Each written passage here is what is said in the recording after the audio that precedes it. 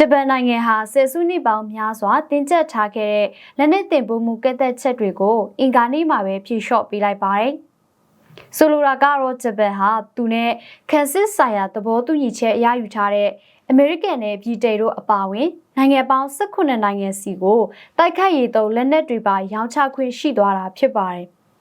အရင်ကတော့ဂျပန်ဟာကယ်ဆယ်ရေးတည်ယူပို့ဆောင်ရေးဗတိပေးစနစ်စောက်ကြည့်ရေးနဲ့မိုင်းရှင်းလင်းရေးဆိုတဲ့ကဏ္ဍ၅ခုမှာပဲလက်နက်ကိရိယာတွေတင်ပို့ခွင့်ရှိခဲ့တာပါ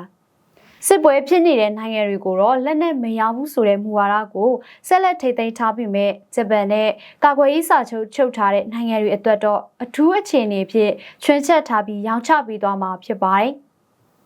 2025ခုနှစ်အောက်တိုဘာမှာဝန်ကြီးချုပ်ဖြစ်လာတဲ့စနိုင်းတာကာအီချီကတော့